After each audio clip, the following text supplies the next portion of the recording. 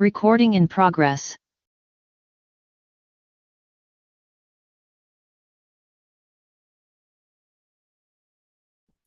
Good morning, colleagues. The time is 10 o'clock. Brian, what are the agenda items for today? Chair, it's consideration of the two BRRR reports. Okay. The first one is DMV, BRRR. All right. And then the second one is the amendment that we are proposing to be inserted in the BRRR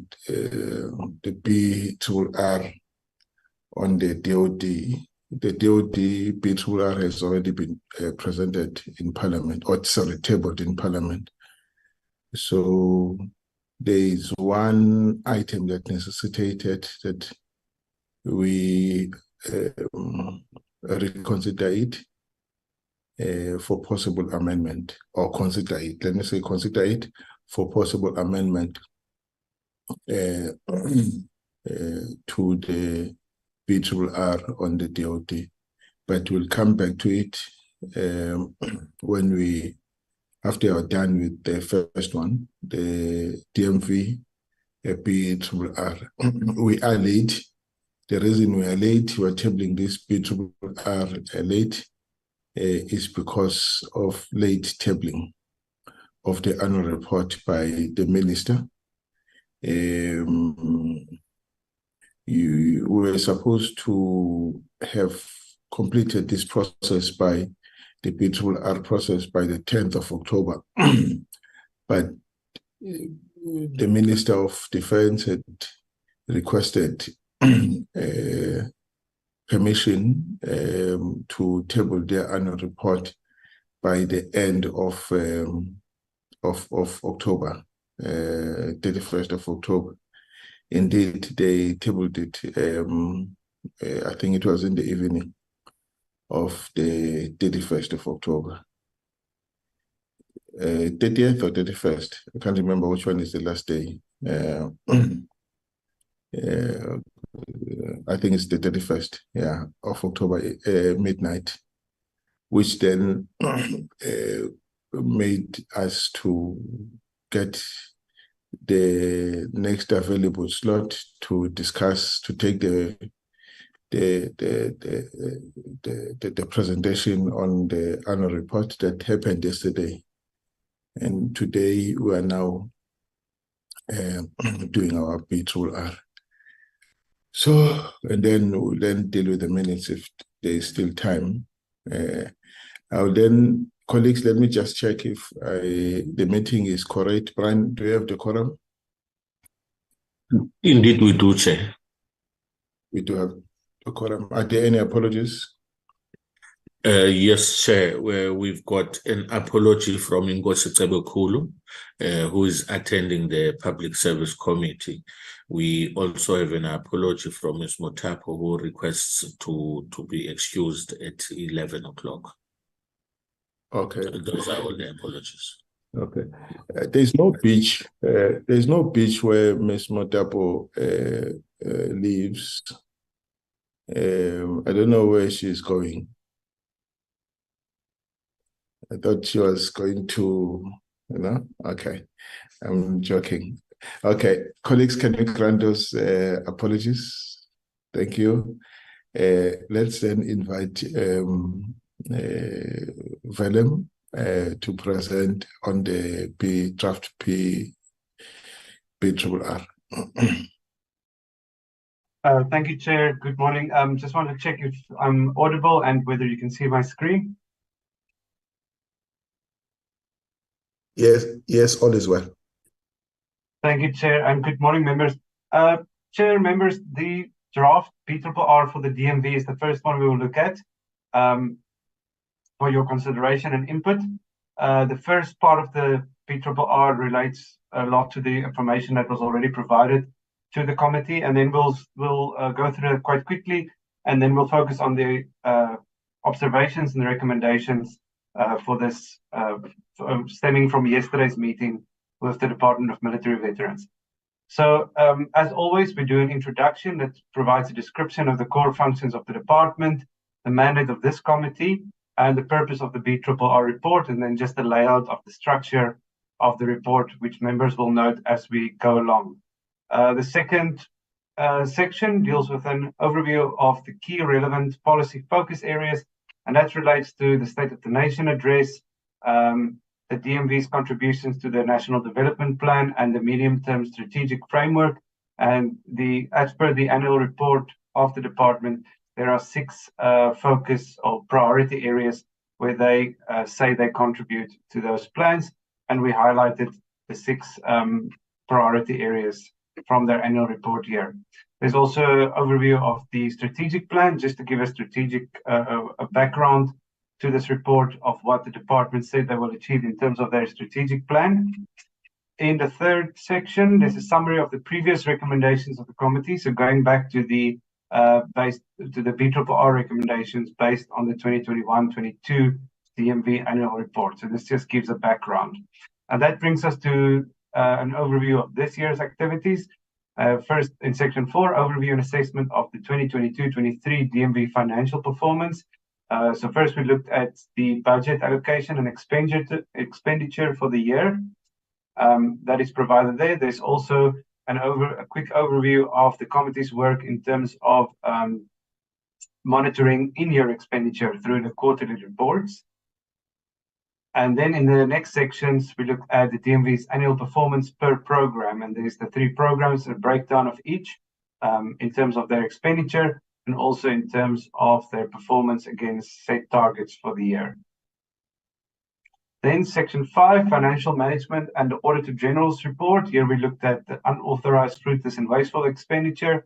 And then section 5.2, some extracts from the Auditor General's report, noting that the DMV received a qualified audit opinion. And the last section, as always, deals with human resources, just a breakdown of the human resources in the Department of Military Veterans, and then some additional matters of interest in terms of human resources for the year under review, including issues such that were raised yesterday as well by some of the members. If I recall, Ms. Petle actually focused specifically on this, the issue of filling of vacancies, and disciplinary action was also brought up. But this is information from the annual report.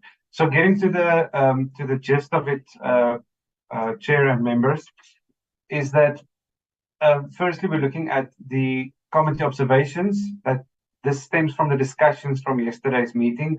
And Chair, members, this was quite it was a lengthy meeting, and there was so much said in yesterday's meeting. There are so many issues. Focus on some key recommendations, but we'll get to that in a second. I'll go through the observations one by one. Firstly, the committee has noted the continuous decline in the performance levels of the department to 36% in 2022-23.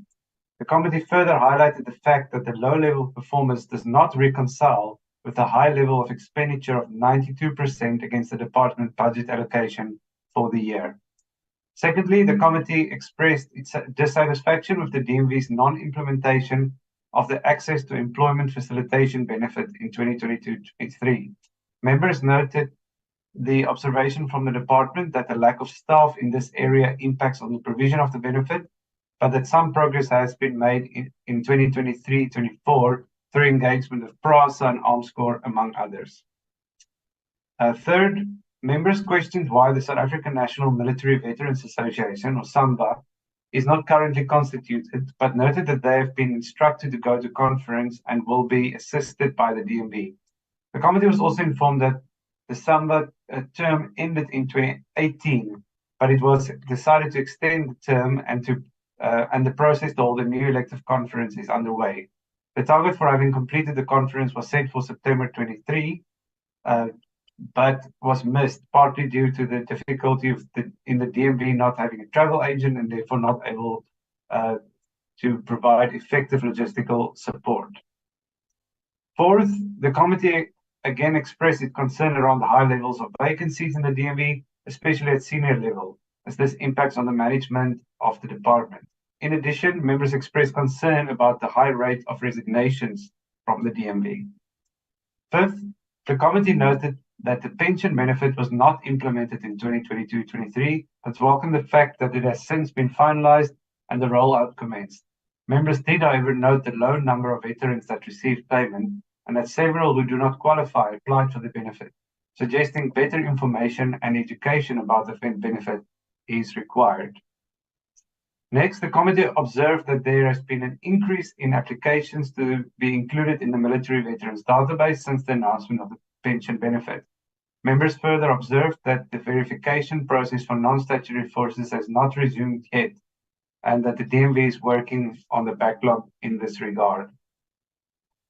Then the committee questioned why the Loss Control Committee became defunct and now needs to be re-established, as this points to poor management in the DMV. Members also questioned that whether there has been any effective interaction between the DMV and the Department of Sports, Arts and Culture on military veterans' heritage and memorialization. Members requested clarity on the housing benefit and what DMV offers. It was noted then by the department that the DMV provides an additional 78,000 Rand to the Department of Housing benefit to increase the footprint of houses provided for veterans. Next, the committee requested clarity on the status of suspended personnel and progress in relation to investigations and disciplinary action. The committee was informed that the minister uplifted the suspensions as they were precautionary in nature. The minister is reviewing whether there is any performance improvement upon the return of senior managers. Next, the committee requested clarity on the performance contracts signed by senior DMV personnel and how these relate to performance contracts signed by the Minister of Defence and Military Veterans as directed by the President. Furthermore, the committee expressed concern that in 2022-23, only 82% of senior management staff signed their performance agreements. Then the committee noted that the internal audit sub-program spent 10.8 million of its allocated 12.4 million in 2022-23, yet the audit committee was not constituted for most of the year. But then the department indicated that of this 3.5 million Rand was paid as salaries to the acting CFO and other staff in this environment, which include 4 personnel. The balance was paid for services to the Auditor General, other permits, and the chair of the risk committee, which is an external position. Members also noted higher than planned expenditure on travel and subsistence, but noted information from the DMV that this relates to outstanding bills for travel and subsistence in the previous year. The committee also noted higher than planned spending on operating leases and fleet services in Program 1.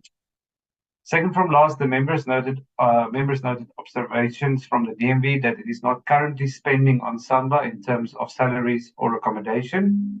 And lastly, the committee expressed concern that the audit action plan of the DMV remains a work in progress.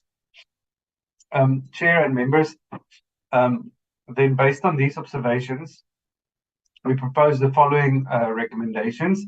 And these recommendations, they come at a special time in the life of this committee. This will be the last BRRR of this committee in relation to military veterans, or last BRRRs in relation to all the departments. But it's therefore important to get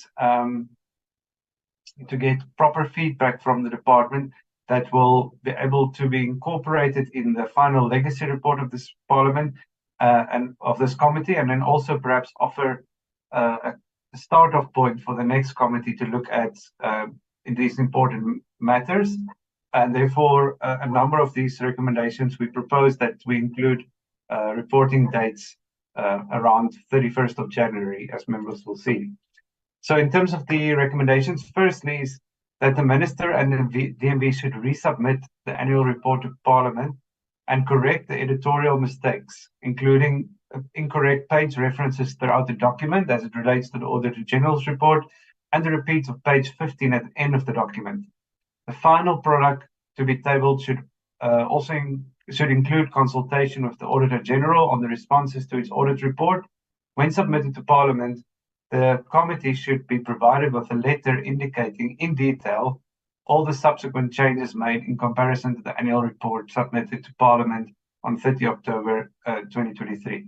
This, Chair and members, this recommendation just aims to keep professional reporting from the department, ensure that there's less mistakes, as this will ultimately be a tabled and public document which requires accuracy in its reporting. Secondly, the DMV should submit to the committee in writing a breakdown of the number of military veterans paid in terms of the pension benefit per month since the inception of payments in 2023 until the end of 2023. And this information should be provided by the 31st of January next year.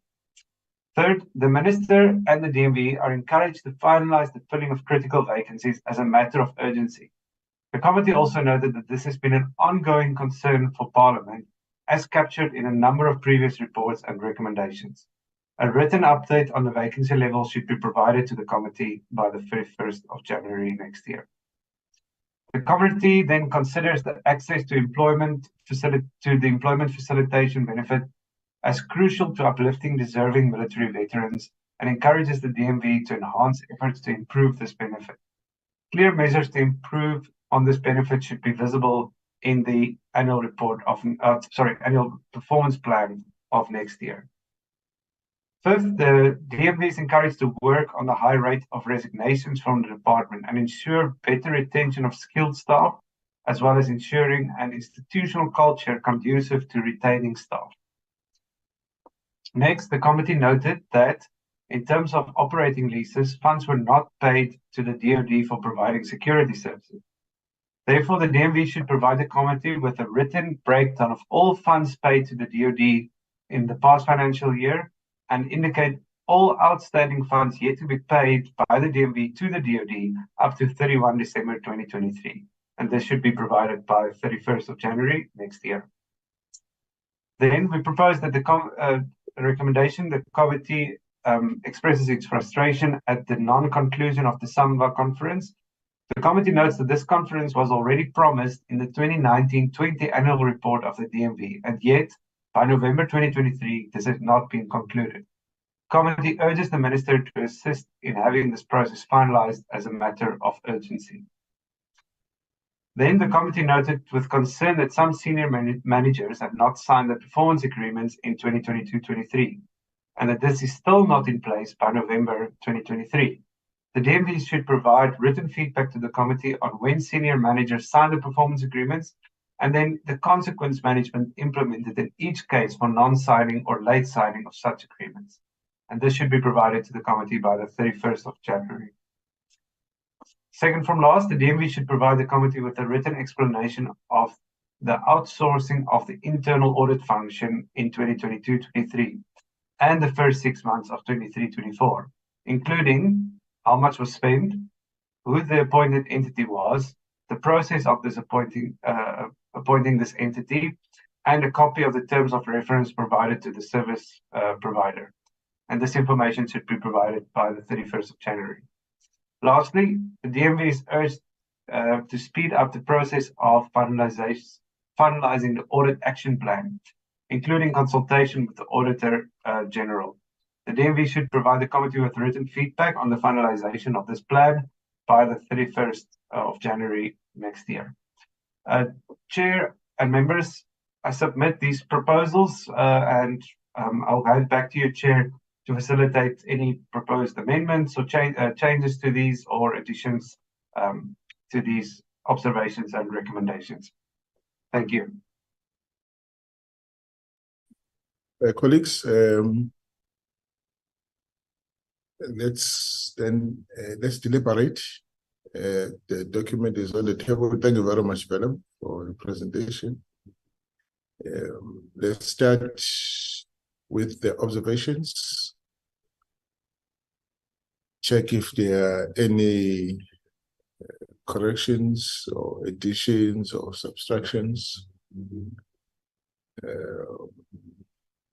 Observation A, are we fine?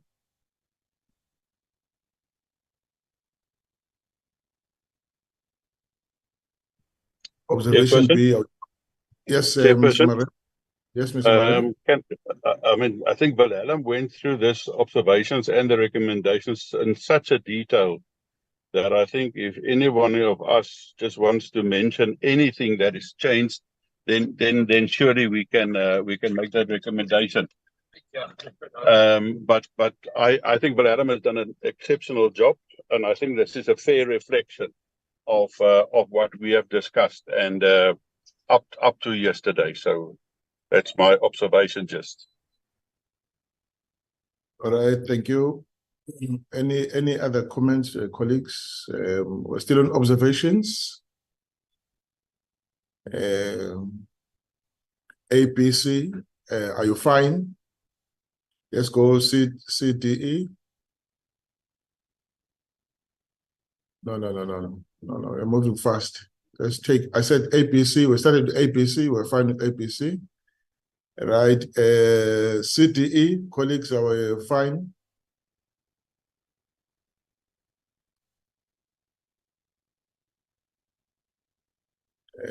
Let's go to FGH. Are we fine?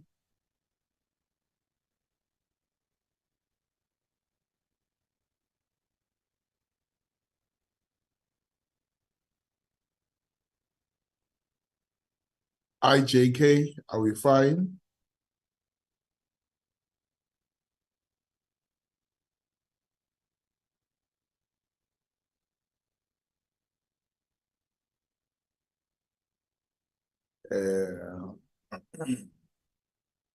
Right, right, JKL, are we fine?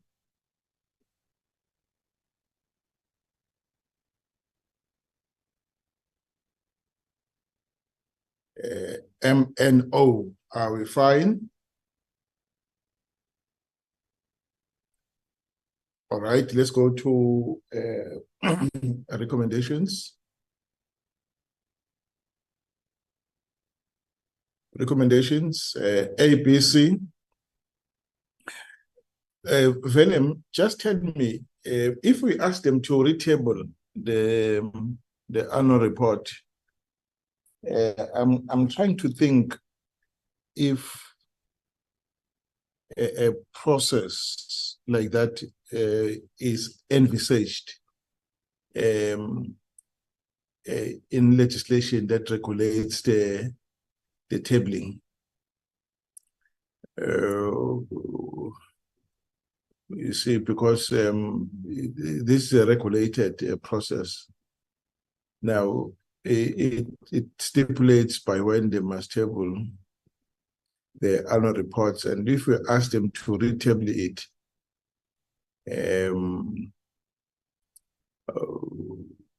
is that provided for? Can it happen, or we simply have to leave it at that? I don't know. You'll indicate that. And then, colleagues, any other thing on ABC?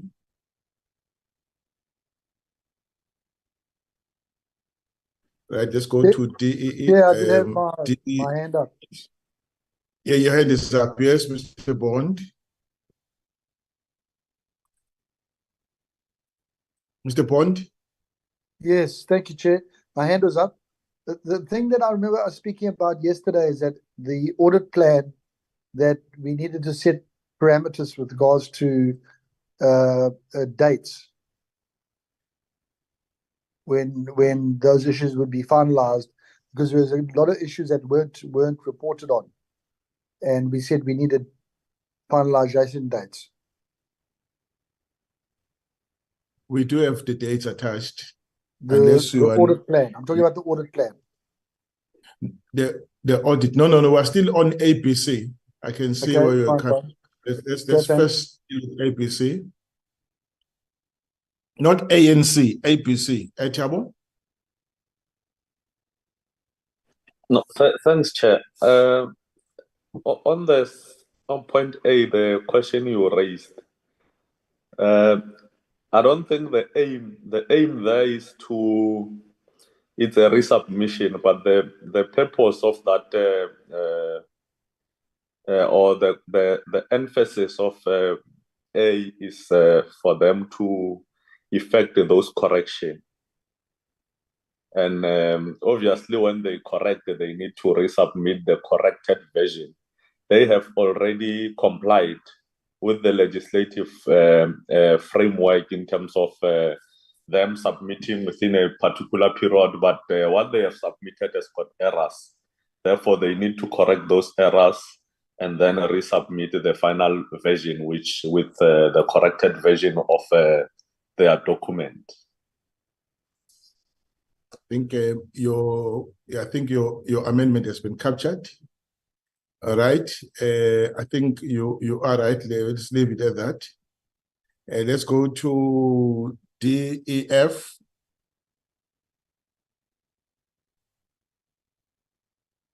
If there's anything.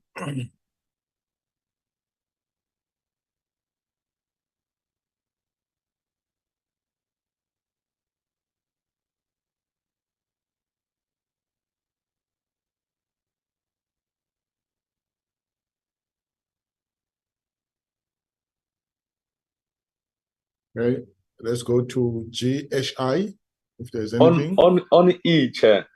On E, right?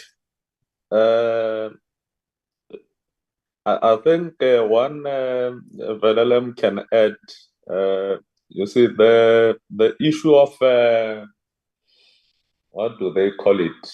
The awards and the department not being able to implement the awards, nor challenge those awards. It's something that I don't know how it can be crafted.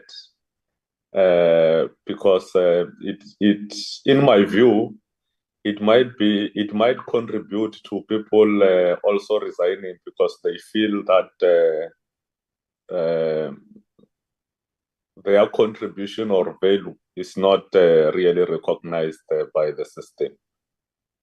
I think a situation where the department may be found to be in contempt of court.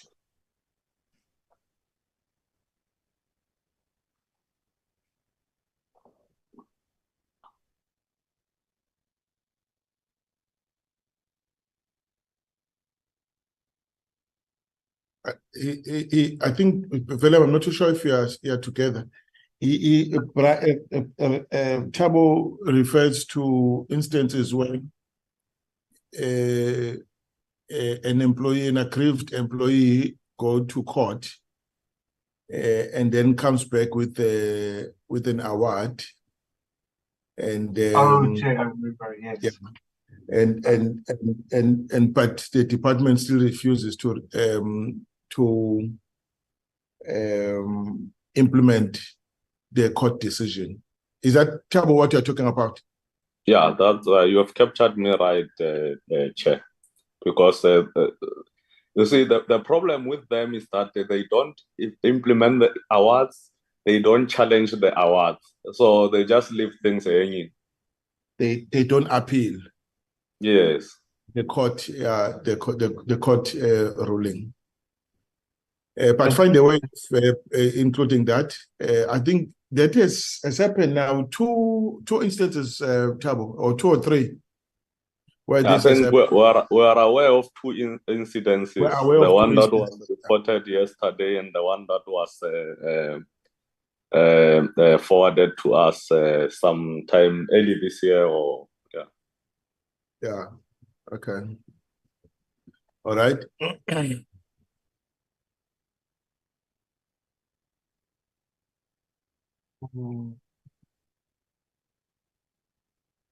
Or something like that. Will that do, Mr. Mutle? The DMV should also implement awards ordered by the court in an effort to improve staff retention. Yeah, something. I think it covers the context. Okay, thank you for that that addition. Okay. Right. GHI.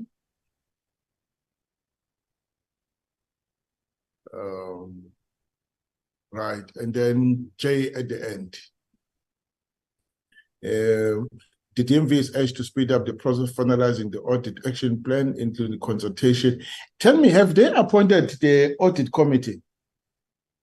Because it's a mandate of the audit committee to review the audit action plan. Of course, the AG also in their status of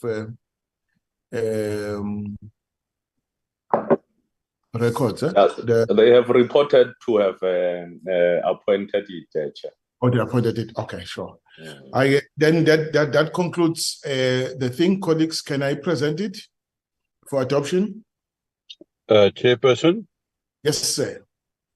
I think that last point is where Honorable Bond was coming in, where in J, where it's about the finalization of the audit action plan, including the consultation with the AGSA, plus the target dates. That's where the target dates was left out yesterday, where we complained about it not being target dates included. Including target dates. What's this target dates? That was that schedule that they've given us, and then where there was an audit query, and then sometimes they put in the target date is, for instance, end of November, or end of December, or end of January, and there was a number of them without any dates. They have then responded by saying, it would be before the end of the financial year, but I mean that is still just open-ended. So there should be either 31st of January or end of February, or whatever the case may be, but there was no target dates being included in that action plan. Oh, I see. Okay. Okay. Thanks, Chair. The Honourable Marais has covered me. All right. So that's fine. You may have to rework it a bit, Willem, but I can see where we agree with the gist. That addition, including target dates to address. All right, colleagues. I think we now on the same page as to what this seeks to achieve.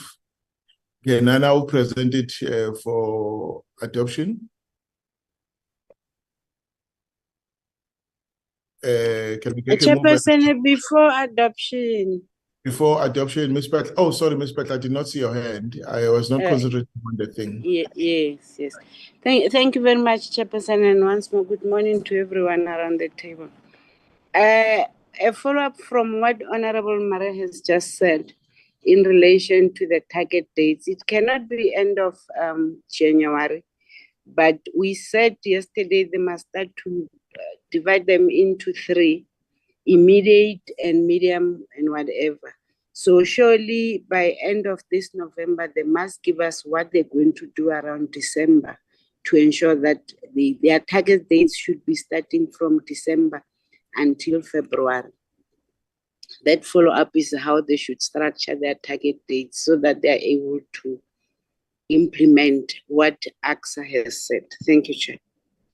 I think in this case, Mampete, we are referring to, remember they said the audit action plan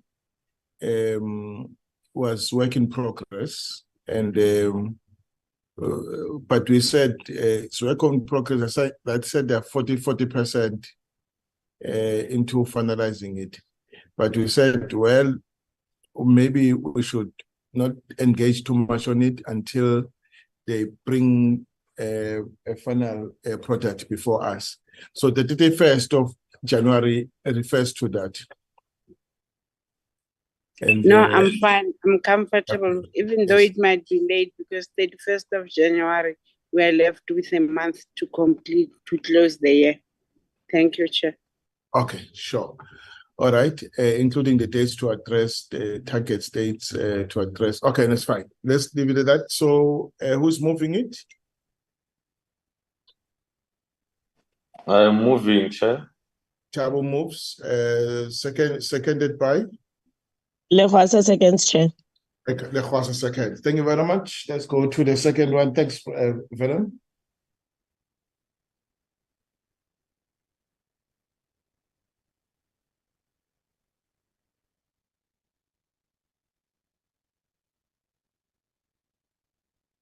Chair and members, the second one is a very short one. Members will recall that we already adopted that this committee considered the Department of Defense annual report, and we drafted the BRRR. That was subsequently accepted by the committee, adopted the BRRR, and it was tabled, if I recall, on the 31st of October. The BRRR was tabled. Subsequently to that, during last week's Joint Standing Committee of Defense meeting, the Joint Standing Committee of Defense received a briefing on the deployment of the SANDF with in support of the South African Police Service to counter illegal mining. And after that meeting of members, all members present here today are also part of the Joint Standing Committee of Defense. There were a number of questions around the funding for that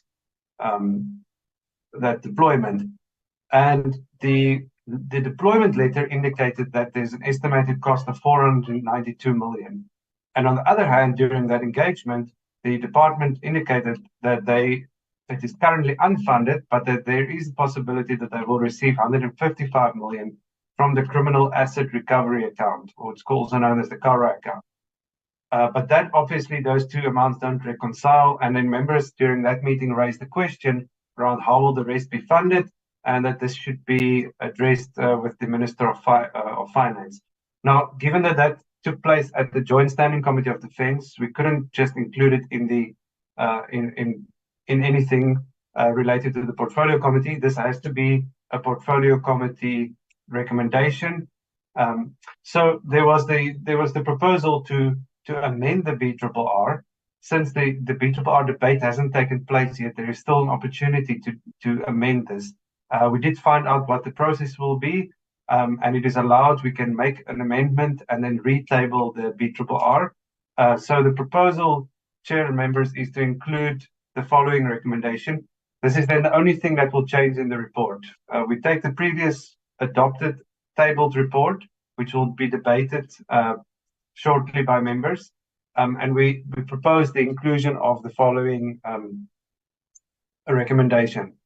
And this specifically is then a 6th recommendation to the Minister of Finance, which says the committee has noted that the SANDF has been deployed in support of the South African Police Service to counter illegal mining at an estimated cost of 492 million.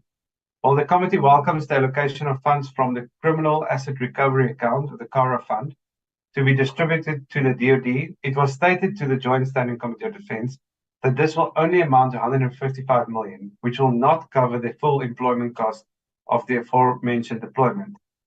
The Minister of Finance should ensure that the DoD is sufficiently funded for all additional deployment requirements. So, Chair, that is the proposal. I just want to touch on one thing after that, but this is the major consideration for a resubmission of this BRRR. Just please come back to me after that, Chair, but I just want to put this forward first for consideration. Colleagues, and so this is tell me, this Criminal Assets Recovery Account fund, in whose vote is it? Is it in vote defense DOT vote, or where is it? It's the first time, to be honest, I hear of this. Yeah, so it's quite new. This fund has been building up over time, and we've never had anything of this. It was also not in the adjusted budget. There was no reference to this. Where this comes from, there was a reference in the speech by the Minister of Finance during the adjusted estimates, stating that they will use that fund to the funds available in the CARA fund to fight crime, and they will still announce how it will be allocated. And they said it will be allocated to the departments of the police, defense, and justice. But there was no indication how much each department would get. And then during last week's Joint Standing Committee of Defense meeting, that's when the Department of Defense noted that they are expected to receive about 155 million from this. So there's never been reference to this. It just comes from the speech, and then last week's clarification from the Department of Defense that this is what is expected and yet to come. Chairperson.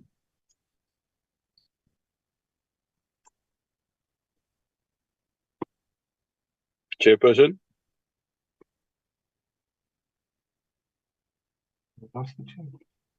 Hello, Willem.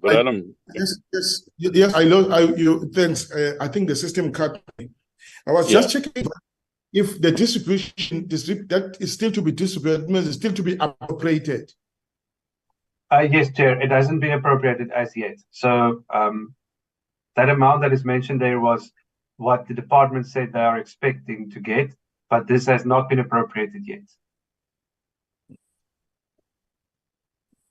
Chairperson, is there any way that Willem or the Secretariat can maybe liaise with National Treasury just to give us more clarity on that CARA fund and whether that has been set aside? If what Willem said is a true reflection, then it has been accumulated maybe over time, but it hasn't been appropriated yet. So whether they've set aside money already, that might also be the case. But I think for us and going forward for budget purposes, it will be quite important to know how much that money will be and whether it will be in this financial year or in the next financial year, because that's also a cash flow matter.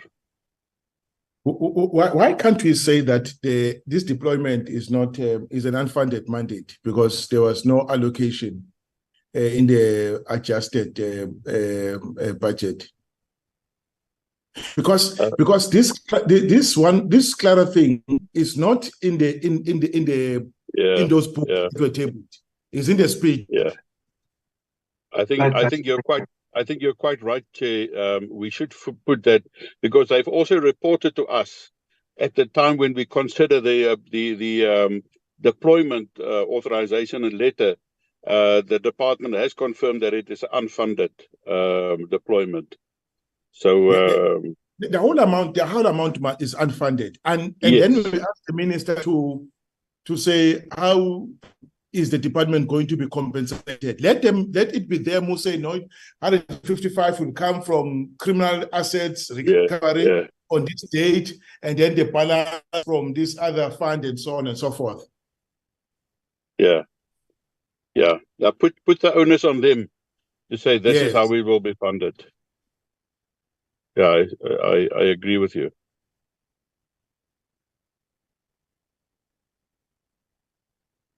Because that's otherwise it is hearsay.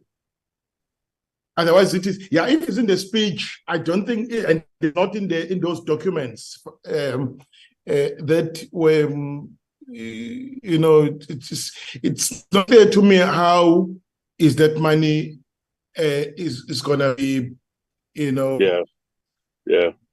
allocated to the department. Correct. Or there will be another adjustment, a second adjustment. I don't know. It's not clear. Yeah. I think you're correct. It's probably best to then throw it back to them, since there's nothing on paper. It was all just said to us during last week's meeting. So can I propose we change it as follows: that the committee has noted that the SANF has been deployed in support of the police to counter illegal mining at an estimated cost of 492 million. This we do know from the deployment letter.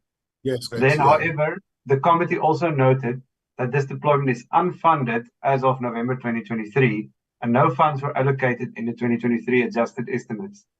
The Minister of Finance should ensure that the DoD is sufficiently funded for all additional deployment requirements and provide the committee with information of how this deployment will be funded. I am happy with this, colleagues. What is your take? Yeah, correct. I support it. You support it. And can we, any other comment, colleagues, before I present it? Supported. Supported. All right, colleagues. Chair, sorry, yes, there's one other thing. The committee already considered this report and it just and adopted it. And in this report, we had a number of written response requests to the department, and the date we set was 22 November 2023. But we have not received any responses yet. And it could perhaps be advisable to change this requirement date to a little bit later, so that it falls after the actual BRRR debate and the ultimate adoption of this report during the BRRR debate. So I just want to get your view on that. Perhaps we should also put this in line with the DMV report on 31st of January next year, which will still allow us to deal with some of these things next year. Yes, the dates must be after the report has been adopted. Remember, after the adoption by Parliament, the Speaker must then formally submit the report to the various ministers. Correct. And only then that process kicks in of responding now. Yeah. Okay, Chair, I will go ahead then and change all the written response requirements. I will change those to 31st of January in line, and then we will resubmit it to the PLOs to make sure that the minister and departments are aware of these dates. So in essence of the changes to this report, it will just be those dates and then the additional requirement F. Okay. Colleagues, are you fine with that? Yes, I support. Thank you. Do I present the report as must I present it? I present the report as adopted. I propose. Proposed by Mr. Murray, seconded by? Seconded. Seconded by? Mr. Bond. Mr. Bond. All right, Mr. Bond we've moved and seconded. We've now adopted it. Thank you very much. Brian, then deal with the minutes. Thank you, Chair. I'll hand back to Brian for the minutes. Thank you very much.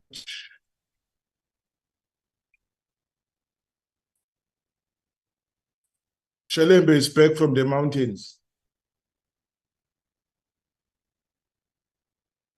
Right, 15th November. How many sets, Brian? Just one. Just one set, Chair. Okay. All right. We're dealing with the consequence management in the DOD. And then updates by the Provost Marshal General on the issues of corruption and fraud in the DOD. And then we took the presentation on the second quarter expenditure and the performance report. So this is the attended colleagues. Then go to the next page.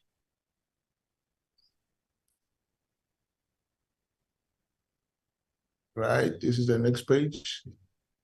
Second, that page. Any corrections, colleagues? Fourth page.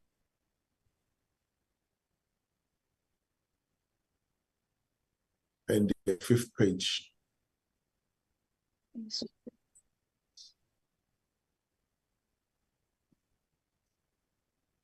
And the last page, page 6. Thank you very much. Ryan, you're doing a good job. You summarize the issue. I'm very impressed. And colleagues, I present. Please, can you mute? Honorable member, can you mute? Brian, sorry, colleagues, I present the minutes for adoption. I move for adoption, Chair. Thabo moves, and seconded by? Petra seconds. Petra seconds. Colleagues, the minutes are duly adopted. Thank you very much. And colleagues, thank you very much for your time. And I can now release Ms. Motapo to go to the beach. Thanks. And Maliaki Shalembe to go back to the mountains.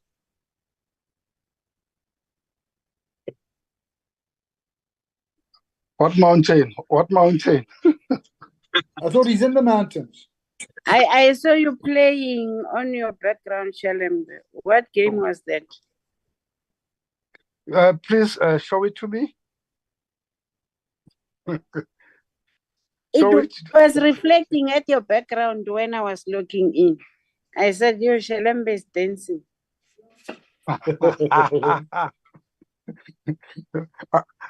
Chair, please protect me. No, Chair cannot protect you from your dancing. Your Sharp. time is coming. I will get you.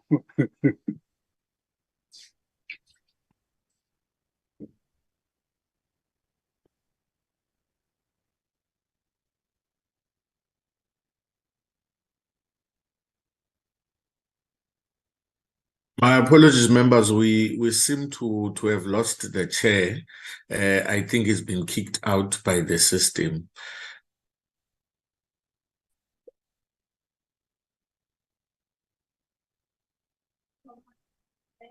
He must be on the mountain.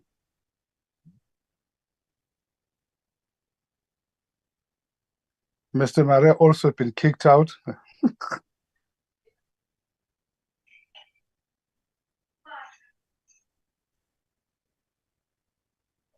Members, the only remaining item was closure.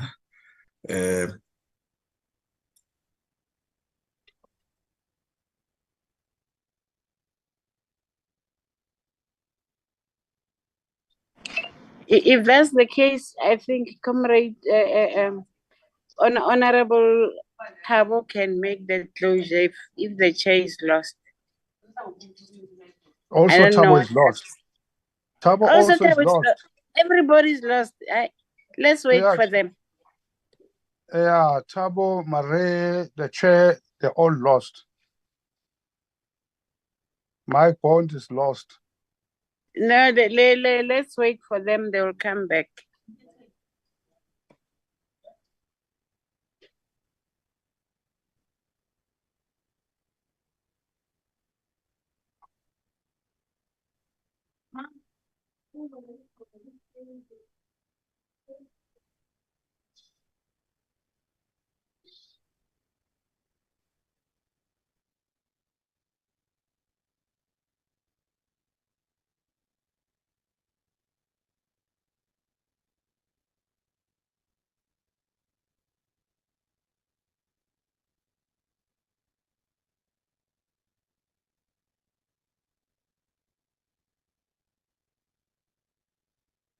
Honorable Petle, why don't you close the meeting officially? Because anyway, there are no, further items to be discussed. You will tell the chairperson because we don't know when they're gonna come back, whether they'll come back next week. Can't you, take the responsibility now to assist Brian?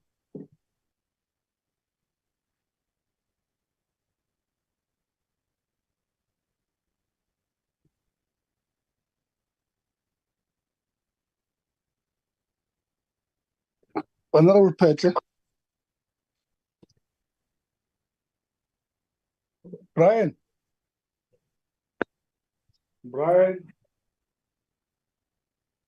Oh, they're all lost now. Mr. Sheleba, I'm just attempting to reach the chair. Okay.